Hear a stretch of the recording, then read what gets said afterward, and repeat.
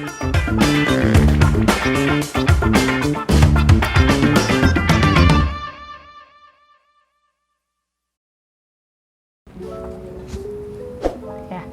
selamat pagi semuanya, sobat-sobat RSUD Kota Bogor nih. Gimana kabarnya, baik semua ya? Sorry kita ada keterlambatan karena kebetulan juga Dokter Agungnya baru selesai visit ya. Kita juga lagi ini. Nah, untuk mempersingkat waktu, kita langsung aja nih bahas topik tentang yang lagi trending topik yang bikin orang tua khawatir ya terhadap anak-anaknya. Gitu. Jadi kita mulai ini dulu kali ya Dok, pengantar dulu kali ya, penjelasan apa sih sebenarnya hepatitis yang akan kita bahas ini secara umumnya dulu deh, baru nanti kita ke topik khususnya gitu. Oke. Silakan Dokter. Terima kasih atas kesempatannya. Ya, jadi kalau kan yang sekarang lagi trending topik itu hepatitis yang tidak diketahui penyebabnya. Nah, Misterius ya. sementara harus kita ketahui dulu hepatitis itu apa sih sebetulnya. Nah, hepatitis itu berasal dari kata hepar dan itis. Jadi hepar itu adalah hati, itis adalah peradangan. Jadi hepatitis adalah peradangan pada hati yang bisa disebabkan oleh segala macam kemungkinan, bisa virus, bisa bakteri, bisa toksik, bahan-bahan beracun dan sebagainya. Nah, biasanya penyebabnya bisa virus, penyebabnya sering adalah A, B, C, D, dan E. Nah, tapi untuk yang sekarang sedang booming ini belum diketahui penyebabnya. Gitu. Jadi karena nggak ada kejelasan gitu Dok. Paling sering memang di Indonesia virus ya Dok ya, dari A sampai E ini. Kalau pada anak-anak lebih ke A kali ya Dok ya. Cuma karena tidak ada kejelasan nih teman-teman. Ini kita udah cek nih hepatitis A sampai ke C, kali kita DE jarang ya Dok ya untuk pemeriksaan. Kok dia masih tidak diketahui kan, masih negatif gitu. Ini dari mana nih kira-kira? Nah, itu yang masih kita belum ketahui ya Dok ya, masih kita gali lagi penyebabnya. Dari luar negeri juga, dari WHO sendiri pun juga masih belum tahu gitu kan penyebab pastinya. Nah, kalau kayak gitu Dok, karena masih belum tahu, untuk sumber penularannya gimana nih Dok? Karena penyebabnya kan masih belum jelas nih gitu Dok. Jadi dari kasus-kasus yang sudah ada di Inggris, itu kan mereka melakukan penelitian ya. Nah, dari itu penyebab yang kemungkinan besar adalah adenovirus. Adenovirus. Nah, adenovirus ini dia menularnya melalui oral fekal. Oral fekal itu berarti mulai dari makanan, minuman maupun kotoran. Kotoran ya. Jadi kalau misalnya kita makan makanan yang sudah terkontaminasi oleh virus adenovirus ini, begitu masuk ke saluran pencernaan, dia akan menimbulkan reaksi, bisa menimbulkan hepatitis yang belum diketahui penyebabnya ini. Itu baru kemungkinan besar, karena dari hasil penelitian tersebut didapatkan sekitar dari sampel yang diperiksa itu sekitar 85% ditemukan adenovirus. Adenovirus yang memang biasanya adenovirus itu lebih ke diare ya Dok ya sebelumnya. Lebih ke diare ya? Tapi bisa juga menimbulkan reaksi ke traktus respiratorius, jadi ke saluran pernapasan juga. Saluran pernapasan, berarti ada cenderung batuk pilek juga gitu dong Dok? Bisa ada batuk pilek. Bisa ada. Nah, selain fekal oral berarti ada ke droplet nggak sih Dok atau airborne? Yang kita juga khawatir ya semenjak kan kita juga lagi pandemi COVID nih teman-teman, apakah ada kemungkinan ada airborne? Itu kan kekhawatiran orang tua juga. Sampai saat ini masih bisa saja, kemungkinan itu bisa saja terjadi. Hanya untuk saat ini yang diketahui adalah itu. Baru fekal oral ya Dok ya? Jadi nanti kalau sudah jelas misalnya betul-betul adenovirus, berarti memang hanya fekal oral. Tapi kalau misalnya ternyata virus yang lain atau bakteri yang lain atau penyebab lain, mungkin bisa saja berubah. Ini kan masih berjalan terus ya penelitiannya, perkembangan ilmu pengetahuan juga akan makin bertambah terus. Kira-kira Dok, masa inkubasinya dari orang terkena infeksi sampai ke gejala berapa lama Dok? Biar kita bisa lebih aware gitu. Ya, jadi kalau dari kuman masuk sampai timbulnya gejala sih bisa sekitar 4-5 hari. 4-5 hari. Tapi kalau misalnya virus-virus yang lain kan lama ya.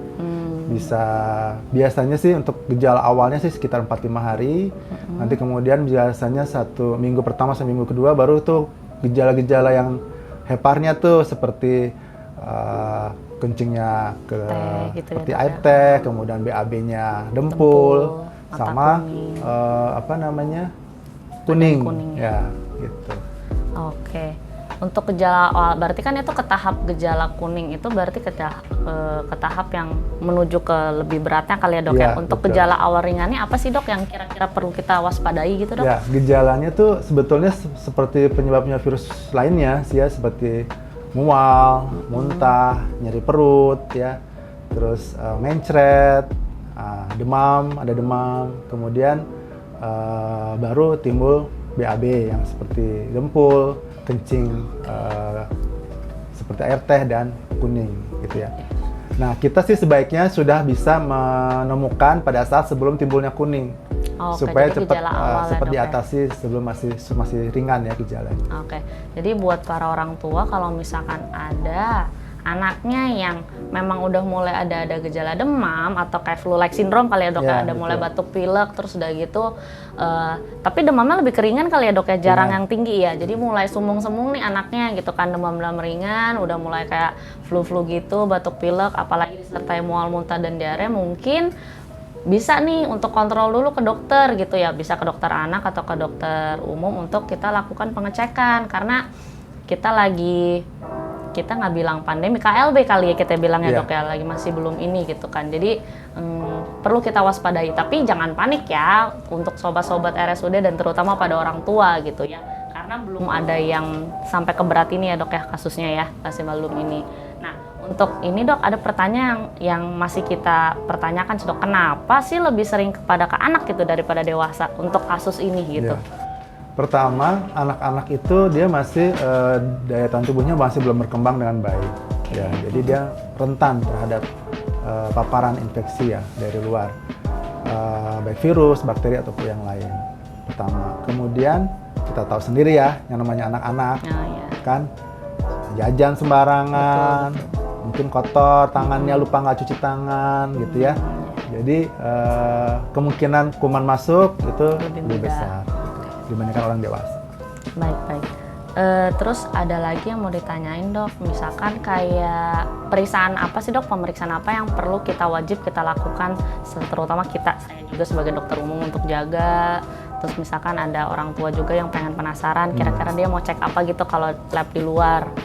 Utamanya apa dok? Ya, jadi kalau kita misalnya anak kita ditemukan ada gejala-gejala tadi yang kita sebutkan, segera bawa berobat ke dokter atau ke spesialis anak. Kemudian nanti akan diperiksa. Biasa kita periksa untuk darah rutinnya. Kemudian yang terutama sih fungsi hati. Fungsi hati. Jadi SGOT, SGPT.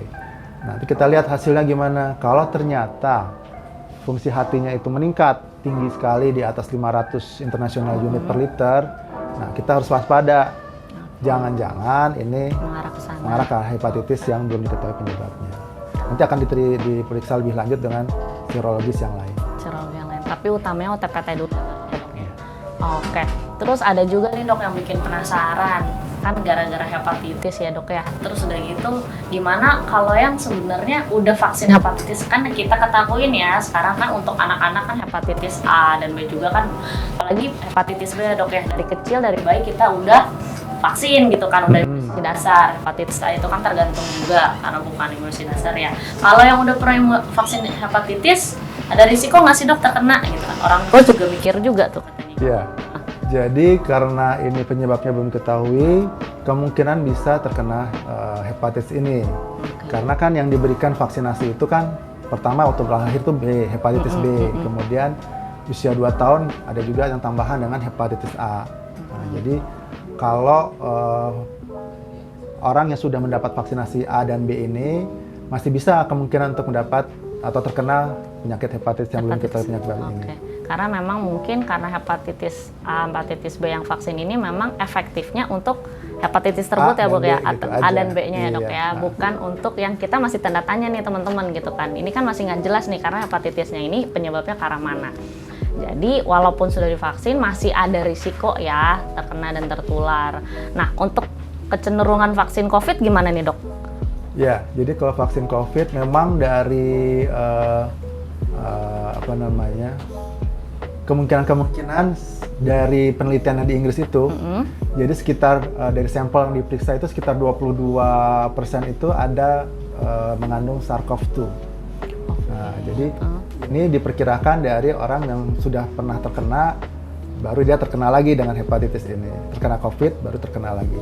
Nah, kalau untuk vaksin COVID sendiri, dari hasil penelitiannya, ternyata dari sampel yang diperiksa itu belum mendapatkan yang ada hepatitis yang belum kita ini belum mendapat vaksin SARS-CoV-2.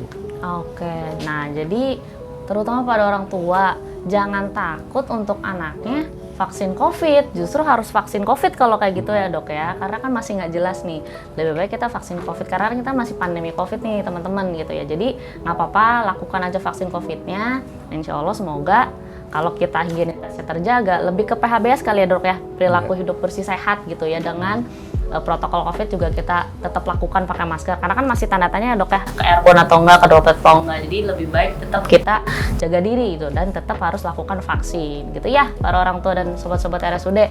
Terus kira-kira ini dok, pengobatannya kan berarti lebih ke simptomatis dulu kan untuk gejala awal ya, nanti gejala kuning itu kan lebih ke spesialisasi ya dok ya.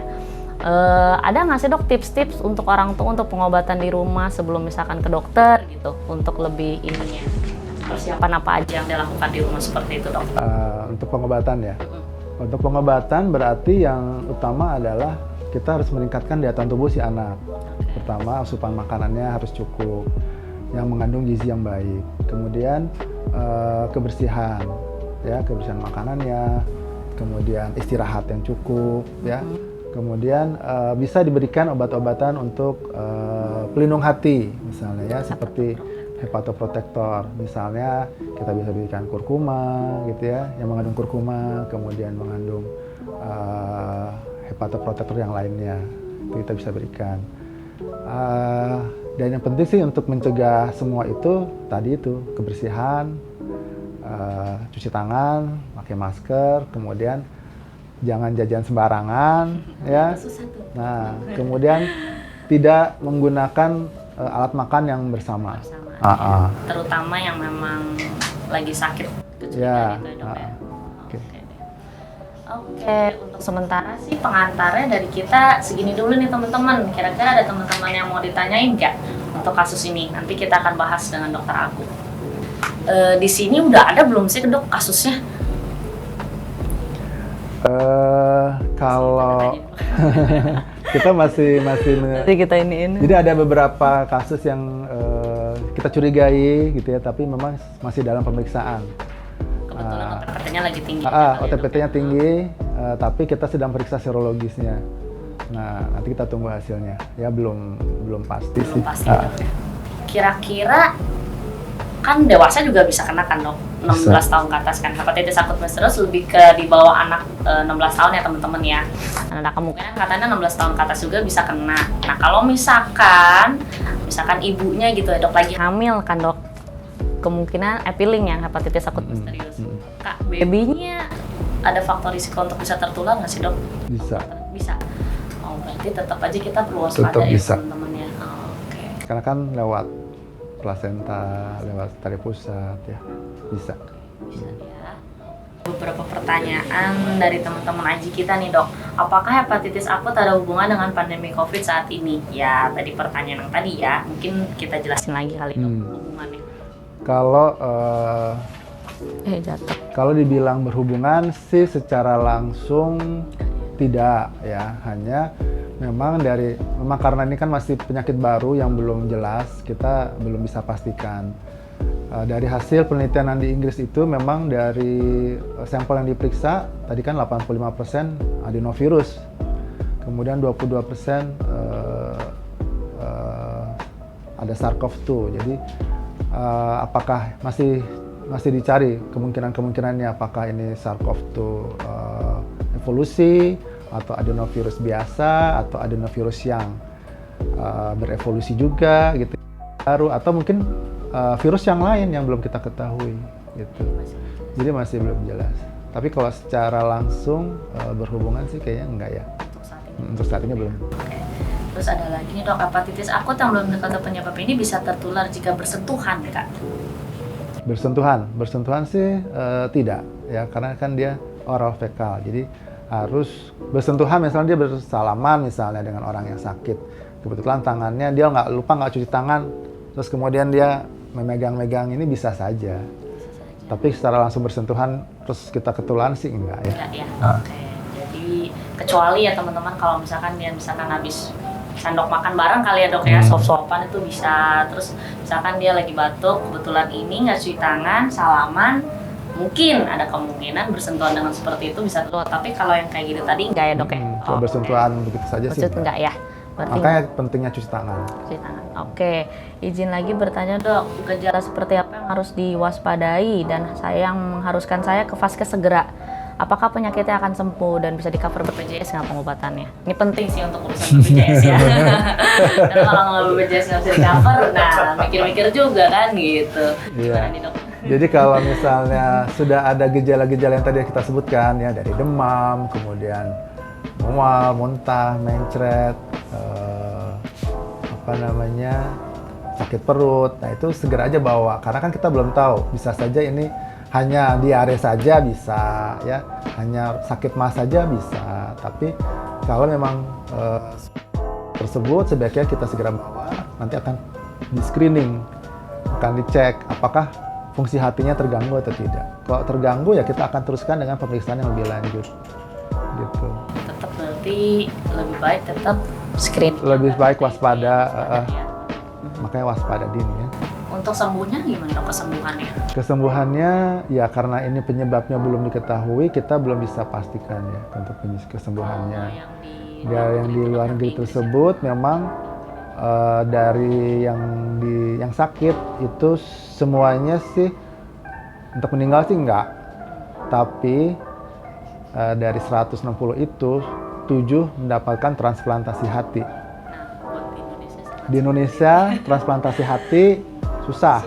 Ya, jadi kemungkinan memang dari sekian banyak kasus pasti ada yang berat. Nah, yang berat ini kemungkinan kalau di sana dia bisa lakukan transplantasi hati sehingga bisa survive ya, bisa selamat. Tapi kalau kita di sini ya kemungkinan yang perlu transplantasi hati ini ya kemungkinan nggak akan ketolong. Gitu. Ya Bismillah aja kali ya dok ya, semoga sih gejala hepatitis kitanya yang ringan-ringan aja ya. Berat. Makanya kita temukan sedini mungkin sebaiknya supaya bisa terpantau dan tidak menjadi berat. Oke, tidak menjadi berat. Yang hepatitis pulmonan itu ya dok ya. Di cover BPJS nggak di dok pengobatannya? Nih pertanyaan. Nah, kalau itu saya nggak berani bilang gimana ya, karena kan saya juga belum tahu ya. Tapi sih semoga di cover BPJS. Semoga. Kan kalau misalkan para orang tua ternyata di cover BPJS kan mereka akan lebih aware ya, akan lebih langsung. Mumpung bisa dipakai BPJS nih, kita kalau langsung punya bisa screening. BPJS pasti untuk pemeriksaan awalnya pasti akan bisa di cover kan, bisa di-cover, ya. Pemeriksaan dininya. Tapi kan untuk kesananya apakah di cover full atau gimana kita juga belum tahu. Belum tahu ya. Oke, untuk saat ini pertanyaannya 3 ini seperti ini. Kira-kira ada yang mau nanya lagi nggak teman-teman? Oh, ada pertanyaan lagi. Ini ya, bersemangat sekali ya boleh ini. Senang nih kalau kayak gini kan antusias nih ya teman-teman ya, nanya langsung ke dokter agungnya. 60. Oke. Seru nih dok berarti. Pada penasaran soalnya ya. Anak-anak suka jajan sembarangan nih dok di sekolah. Nah, cara pencegahannya gimana ya dok kalau sering jajan sembarangan? Apakah bisa jadi penyebab? Nah, ini maksud saya dok ya, anak-anak makan gimana ya? Ya, tadi itu kan sudah sampaikan ya di awal tadi. Memang anak-anak, apalagi sekarang sudah mulai tatap muka ya, mungkin 100% udah sekolah nih. Nah, mungkin harus diantisipasi oleh sekolah ya. Bisa pilihannya adalah membawa bekal dari rumah ya. Yang kita harapkan dengan membawa bekal di rumah, kebersihannya terjaga oleh orang tua dan anaknya juga harus tetap diajarkan untuk cuci tangan sebelum makan gitu, itu pasti. Kemudian yang kedua, mungkin harus misalnya ada kantin gitu ya, kita mungkin siapkan kalau misalnya memang susah untuk bawa bekal, sekolah harus menyiapkan mungkin kantin yang bersih gitu, kebersihannya dijaga ya. Orang-orang yang bekerja di situ pun juga harus kondisinya sehat ya, tidak sedang sakit gitu ya. Kemudian ya untuk sementara mungkin yang jualan-jualan di pinggir jalan itu ya mungkin harus dibatasin lah ya, dibatasi gimana caranya itu supaya si anak-anak ini insya Allah kalaupun jajan dapat jajanan yang bersih gitu. Karena sama ya buat anak-anak ini kan kadang suka mereka makan bareng sama teman-teman kan dok, gitu kan bekal. Aku mau bekal ini nih dari ibu, bekal ini, oh kamu mau minta dong kayak gitu. Tukeran kan, gitu ya, tukeran gitu. Makanan. Sendoknya bareng gitu ya dok. Nah kalau bisa jangan ya teman-teman kayak gitu. Jadi mungkin harus dikasih tahu juga anak-anaknya ya. Juga untuk pantau ya. Oke deh. Terus ada lagi dok pertanyaan, apakah ibu hamil bisa berdampak hepatitis akut? Oh, tadi udah sih dok, penanganan apa sih untuk ibu hamil yang kena hepatitis akut katanya gitu dok?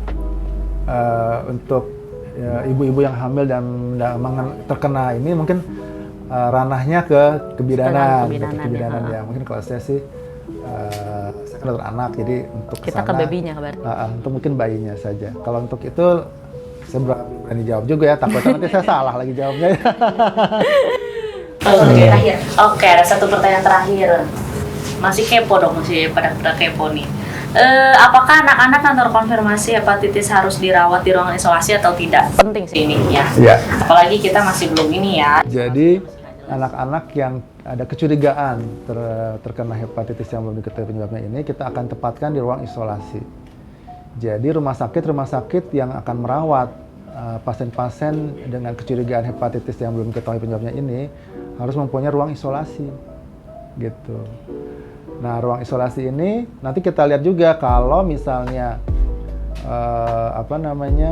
gejalanya berat, berarti kan dia harus dirawatnya di ruang ICU, ICU anak ya. Jadi dan itu ruang ICU yang isolasi juga. Gitu. Jadi memang kalau seperti itu ya harus tempat isolasi yang jelasnya. Tapi bukan isolasi seperti COVID ya, yang dengan tekanan negatif gitu enggak. Jadi isolasi yang terpisah dari penyakit-penyakit yang lain. Gitu. Jadi kalau misal rumah sakit, isolasinya hanya sedikit, kita bisa berikan tempat yang misal banyak kasusnya nih, kita bisa siapkan ruangan khusus secara cohorting, jadi hanya pasien-pasien hepatitis yang belum diketahui penyebabnya ini yang ada di situ gitu, tidak dicampur dengan penyakit-penyakit yang lain. Gitu. Dari panitia mau nanya dari panitia. Oke, baik, panitia juga ada yang Dok, ya, pertanyaan penutup titipan dari istri saya, dok. Jadi dok, sebetulnya ini kalau mata kuning, apakah itu sudah pasti hepatitis, atau wajah yang kuning itu apakah dia sudah pasti hepatitis, dok? Itu saja sih dok yang pengen kita tahu. Ya, jadi kalau mata kuning, kulit kuning itu kita harus kecurigaan pertama ke arah hepatitis. Hanya kan nanti kita lihat penyebabnya apa. Hepatitisnya nih nanti kita lihat fungsi hatinya gimana gitu ya. Kalau misalnya fungsi hati memang tinggi, kita lihat penyebabnya apa nih, kira-kira bisa virus, kan virus A, B, C, D, E bisa. Atau bisa juga penyebab virus yang lain, adenovirus bisa.